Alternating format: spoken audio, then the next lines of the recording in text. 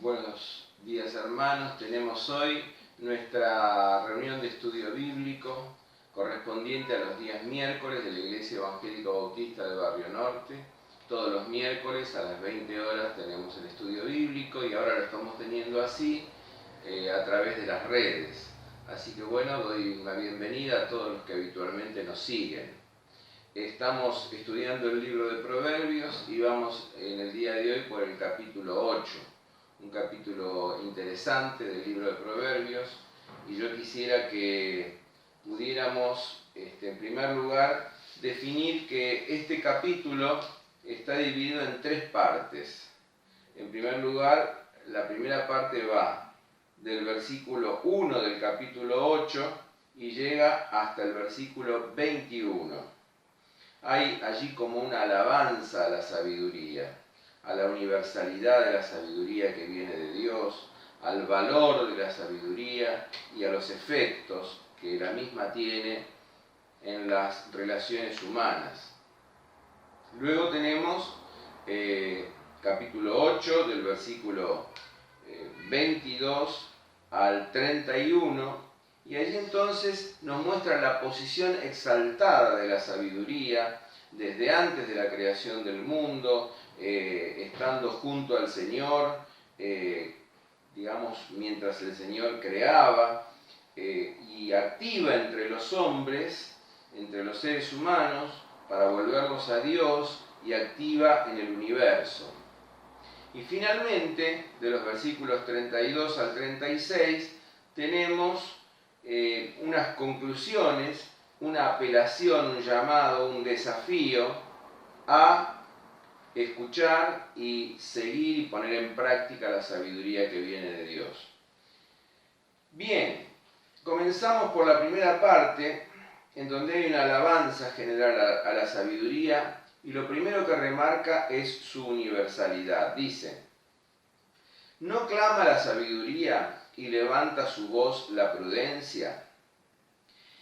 Y acá yo estoy leyendo de la Biblia de las Américas. Ustedes van a ver que la traducción es un poco diferente a la traducción de Reina Valera, quizás no la última revisada, pero la traducción más tradicional, pero que se ajusta más a las palabras o a las expresiones que hay en el hebreo. Y es una excelente traducción de este capítulo de la Biblia de las Américas. Dice: en la cima de las alturas, junto al camino, donde se cruzan las sendas, se coloca. Junto a las puertas de salida de la ciudad, en el umbral de las puertas, da voces. Oh hombres, a vosotros clamo, para los hijos de los hombres es mi voz. Fíjense que, haciendo un contraste entre el capítulo 7, donde nos habíamos quedado con las cámaras de la mujer que se prostituye adulterando, cámaras que llevan a la muerte, cámaras de oscuridad, cámaras cerradas. Como contraste a esto aparece precisamente la sabiduría. La sabiduría que habla, que levanta su voz, que clama, que grita, desde los lugares altos, fíjense, desde las alturas, desde los cruces de las calles donde hay más gente, en las puertas de las ciudades donde entra y sale continuamente gente. Es decir, y clama y llama a los hijos de los hombres. Y entonces aquí se destaca el hecho de que la sabiduría va dirigida abiertamente a la luz del día a todos los seres humanos. Es muy importante esto en contraste, por ejemplo, a los conceptos egipcios de sabiduría, donde la sabiduría era patrimonio de unos pocos, o a los conceptos griegos de sabiduría, donde la sabiduría era para los sabios, para los que llegaban a través de la nous a alcanzar las ideas pertenecientes ya, como dijera Platón, al topos uranos, a los lugares celestiales. Aquí no. Aquí en nuestro texto bíblico la sabiduría que viene de Dios clama su voz a todos los seres humanos, allí donde hay más que se concentran, en las alturas, en los cruces de las calles, en las puertas de las ciudades donde entra y sale gente, allí la sabiduría clama su voz. ¿Y a quién llama? Llama a los niños o a los jovencitos para que aprendan prudencia y llama a los necios para que aprendan sabiduría. O sea que la sabiduría apela, llama absolutamente a todos, no excluye a nadie. Y fundamentalmente a los que humildemente reconocen que les falta sabiduría. Por eso que si vamos al Nuevo Testamento, en la carta de Santiago, dice: y todo aquel que tenga falta de sabiduría, pídala a Dios, el cual da abundantemente y sin reproche. Pídala a Dios, el cual da abundantemente y sin reproche. Reconocer la falta de sabiduría es acudir a Dios para que Él nos dé esa sabiduría. Entonces, en la apelación, en el clamor, en el llamado de la sabiduría, dice: escuchad, porque hablaré cosas excelentes, y con el abrir de mis labios rectitud, porque mi boca proferirá la verdad. Abominación a mis labios es la impiedad. Es decir, ¿qué viene de los labios de la sabiduría? La rectitud, la vida recta, la justicia y la verdad, ¿no es cierto? Porque dice el verso 8: conforme a la justicia son todas las palabras de mi boca. Rectitud, verdad y justicia, eso es lo que emana de boca de la sabiduría divina. Porque Él abomina la impiedad. La impiedad es la falta de reverencia a Dios, es la falta de temor de Dios. Dice: no hay en las palabras de la sabiduría nada torcido ni perverso. Todas son sinceras para el que la entiende y rectas para los que han hallado conocimiento. Interesante aquí que se menciona, ¿no es cierto?, la rectitud, la verdad de las palabras de sabiduría. Tiene mucho que ver con la integridad. Tiene mucho que ver con la integridad. Fíjense ustedes que entre estas características que menciona de la sabiduría, nosotros podemos muy bien ver cómo la sabiduría aparece, y aparece también presentificada en algunas personas. Charles Haddon Spurgeon, aquel gran predicador británico, por allí por el 1800, escribía una carta a William Gladstone, que llegó a ser primer ministro de la Cámara de los Comunes en Inglaterra. Y era un hombre realmente íntegro. Y Spurgeon dice: no creemos en la infalibilidad de ningún hombre, pero podemos descansar tranquilos cuando en el gobierno hay un hombre íntegro. Interesantes las palabras de Spurgeon, porque después el texto nos va a hablar acerca precisamente de las características de los príncipes, de los gobernantes, de los jueces, etc. Entonces dice: recibid mi instrucción y no la plata, y conocimiento más que el oro escogido, porque mejor es la sabiduría que las joyas, y todas las cosas deseables no pueden compararse con ella. Aquí está hablando acerca del valor de la sabiduría, ¿no es cierto? El valor, profundo valor de la sabiduría. La sabiduría es un tesoro invalorable, es el mayor de todos, es mejor que cualquier riqueza. Dice: yo, la sabiduría, habito con la prudencia. Me va de la mano con la prudencia. Y he hallado conocimiento y discreción. La expresión discreción es una expresión también importante, porque nos habla de la persona que es discreta, que es confiable, que no hace conocer a otros cuestiones que son impertinentes. Entonces, realmente la persona discreta es una persona en la que se puede confiar. El temor del Señor es aborrecer el mal. Interesante esto, ¿no? He aquí, el temor del Señor es la sabiduría y el apartarse del mal, la inteligencia. Esto nos dice Job 28, 28. Y acá hay un triplete interesante porque habla de las tres cosas que aborrece el Señor. El orgullo y la arrogancia por un lado, el mal camino por otro y la boca perversa. Orgullo y arrogancia es la actitud fanfarrona, es la actitud altiva, altanera, pedante, que no reconoce los propios errores, que se jacta continuamente. El mal camino es obviamente el camino de la maldad, el camino del hurto, el camino del robo, el camino de la licenciosidad sexual, todo este es el mal camino. La boca perversa es esa boca que habla perversidades, groserías, mentiras, falsedades, injusticias, etc., ¿no es cierto? Mío, dice el Señor, es el consejo y la prudencia.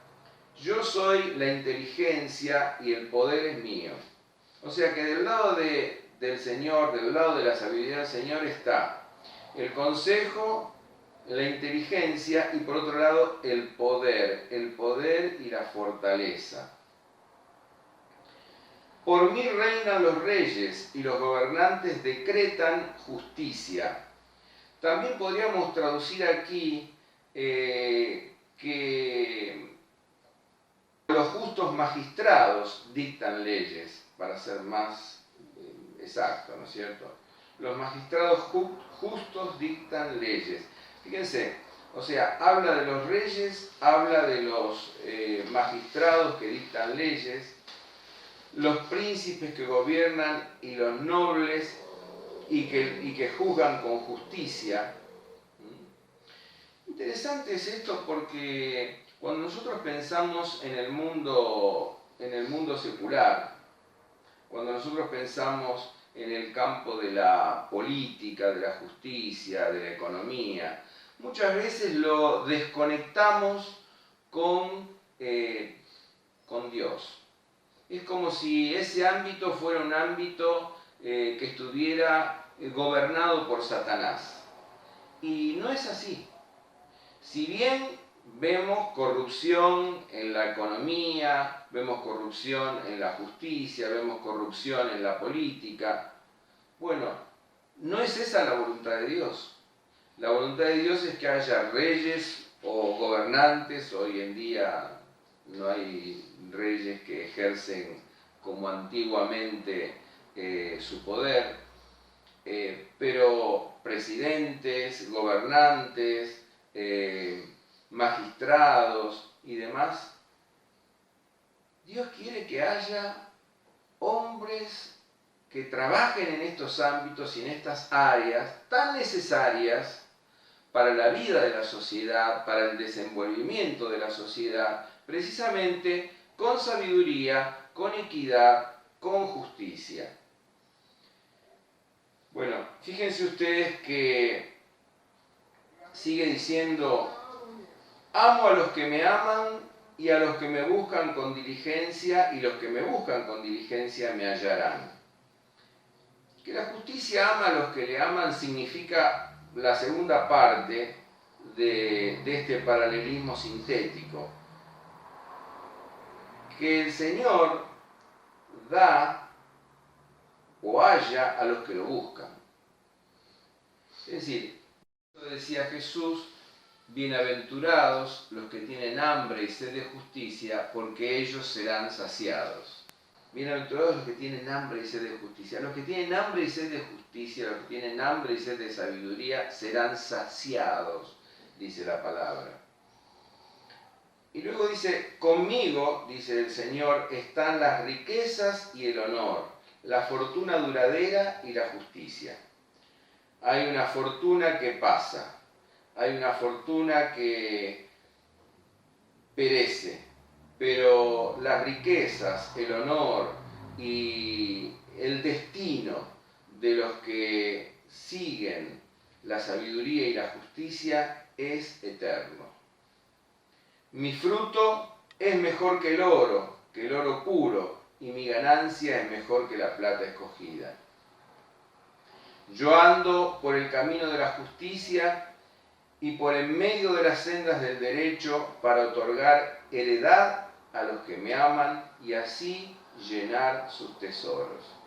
Qué interesante que es esto, porque realmente el Señor, que personifica la justicia, dice entonces aquí algo que es muy importante, que aquel que practica la justicia recibe una recompensa, recibe una heredad.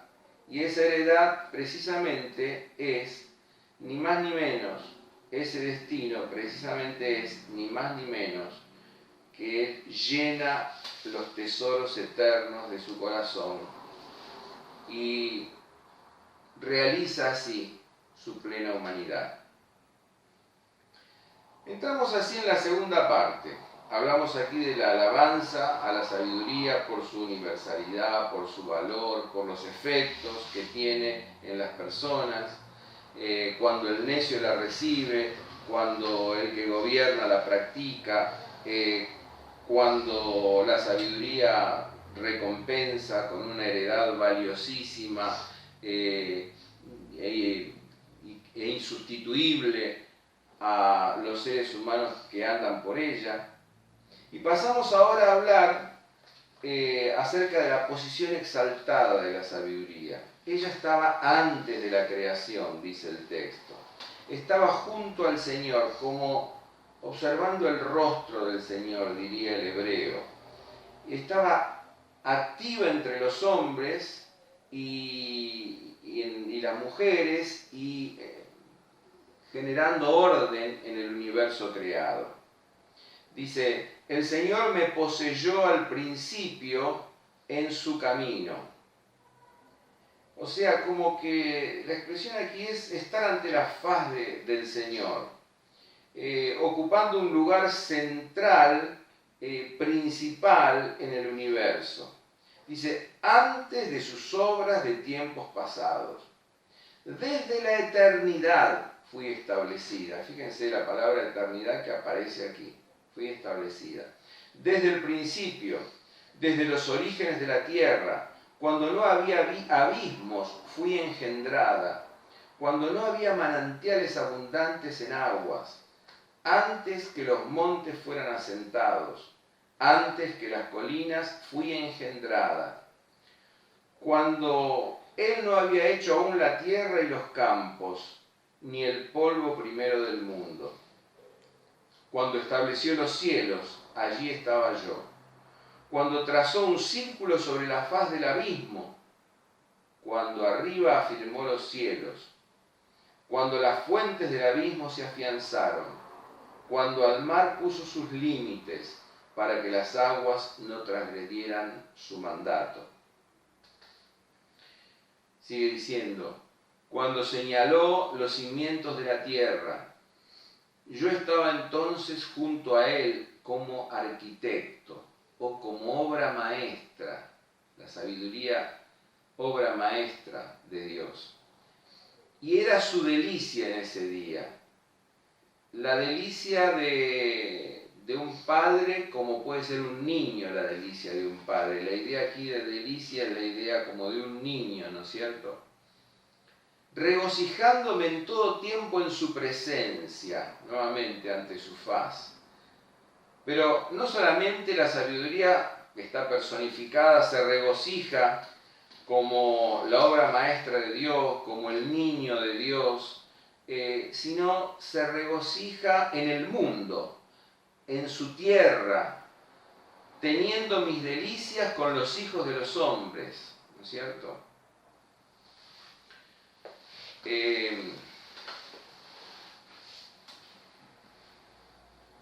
O sea que la sabiduría actúa y trabaja entre los hijos de los hombres, en la humanidad principalmente. ¿Por qué? Porque no solamente instruye, no solamente entrega, da a los seres humanos aquello que viene de Dios, aquello que les permite una vida recta, aquello que los conduce a la muerte, de la muerte a la vida, perdón, aquello que los conduce a la vida, sino la sabiduría puede hacer un giro en el corazón del ser humano, puede hacer volver el corazón del ser humano a Dios, ¿no es cierto? Es interesante notar que, digamos, uno podría pensar, si mira el versículo 22, en comparar la sabiduría de Dios al logos o a la palabra de Dios, al verbo que luego se hace carne en Jesucristo, ¿no es cierto? La expresión primera con que comienza el prólogo del Evangelio de Juan es en argen ho logos, en el principio era el verbo, la palabra. Esa palabra, ¿no es cierto?, egenetosarx, llegó a hacerse carne, y a hacerse carne en Jesucristo, y vimos su gloria, gloria como el unigénito de Dios. El tema es que la diferencia que hay entre la sabiduría, como bien lo señala Javier León Dufour, y el logos, es precisamente que la sabiduría, si bien actúa en la creación, actúa poniendo orden en el universo, en el corazón del hombre, si bien la sabiduría actúa en todos lados y en todos los tiempos, y en este sentido se asemeja o se asimila al logos, ¿no es cierto?, del cual dice Juan 1:9, y aquella luz verdadera que ilumina a todo hombre venía a este mundo, versículo que traduce Lutero como aquella luz verdadera alumbra a todo hombre que viene a este mundo, o sea que nadie queda desprovisto de la luz o del logos de Dios. Sin embargo, en ningún lado se dice explícitamente que Dios creó o engendró al logos, sino que el logos, como persona de la Trinidad, es increado. Y si se habla de el Hijo unigénito, si se habla de Hijo, se hablaría junto con San Jerónimo de la eterna generación del Hijo. Este es un tema que tiene que ver con la Trinidad, que es más complicado, que en algún momento quizás se pueda tratar. Sin embargo, habría una diferencia entre la sabiduría y el logos. Aunque es interesante decir en este sentido, refiriéndonos al logos, a la palabra, al verbo de Dios, en primer lugar que ilumina a todo hombre que viene a este mundo. En segundo lugar que también actúa con Dios en la creación. Luego que actúa colocando sus leyes y el conocimiento del bien y del mal en la conciencia de los seres humanos, que se cruza providentemente en el camino de los seres humanos. Fíjense ustedes que se dice en este sentido también, por ejemplo, en 1 Corintios 10, una palabra muy linda, que dice que aquella roca que los seguía a los egipcios, y estamos hablando de más de 1000 años antes de Cristo, aquella roca era Cristo. La roca de la que bebían, la roca que los seguía, era Cristo, como un Rolling Stone que seguía precisamente a los israelitas por el desierto. ¿Esto qué significa? Que el logos, como decían los padres de la iglesia, actuó en todo tiempo, el verbo de Dios actuó en todo tiempo, en todo lugar, en todo momento, en todos los pueblos, dándoles luz y revelación de Dios. Luz y revelación salvadora. Entonces, el Logos actúa providentemente y el Logos actúa llamando al ser humano desde el necesitado.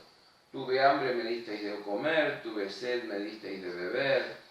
¿Y cuándo hicimos esto? Cuando lo hicisteis a uno de los más pequeños, ¿no? O sea, como que el Logos de Dios se revela también a través del necesitado. Esto es muy importante de ver. De manera que la sabiduría actúa entre los hijos de los hombres, la luz de Dios actúa entre los hijos de los hombres, haciéndolos volver a Dios.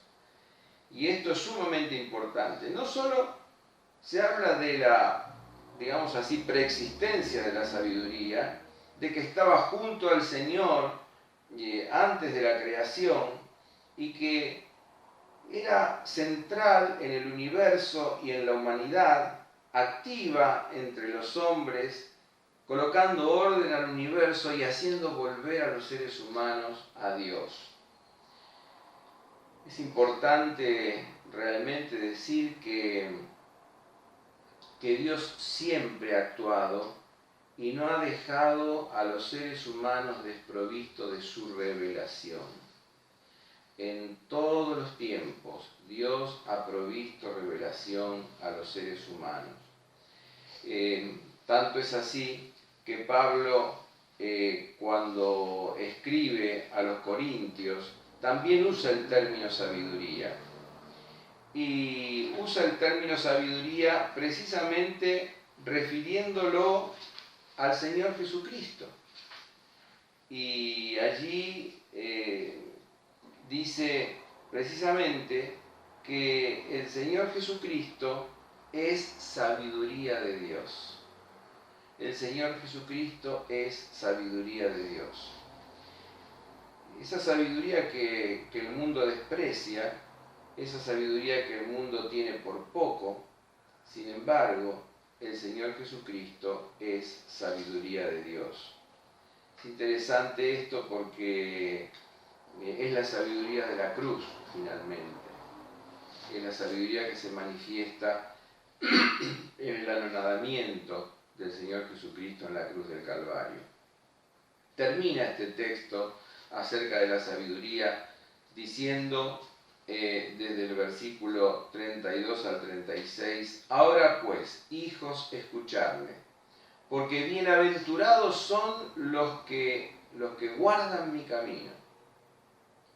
Escuchad la instrucción y sed sabios, y no la menospreciéis. Bienaventurado el hombre que me escucha, velando a mis puertas día a día, aguardando en los postes de mi entrada, porque el que me halla la vida y alcanza el favor del Señor. Pero el que peca contra mí, a sí mismo se daña. Todos los que me odian aman la muerte. Hermanos, hay una apelación final, un llamado que nos dice que los que escuchan la sabiduría y la guardan son bienaventurados. Esto quiere decir más que feliz. Son bienaventurados porque encuentran un destino en donde la felicidad interna coincide con las circunstancias externas.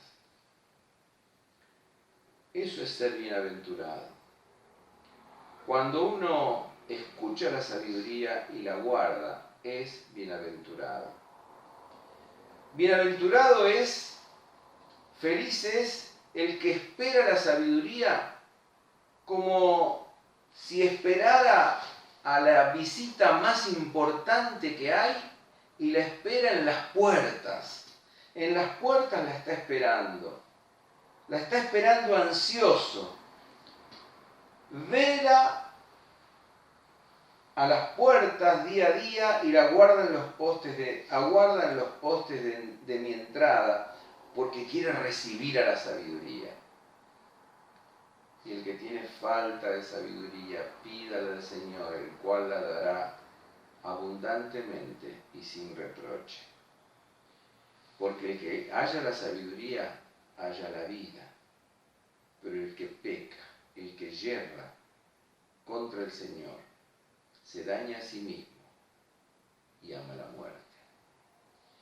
Hermanos, entonces, esperemos la sabiduría.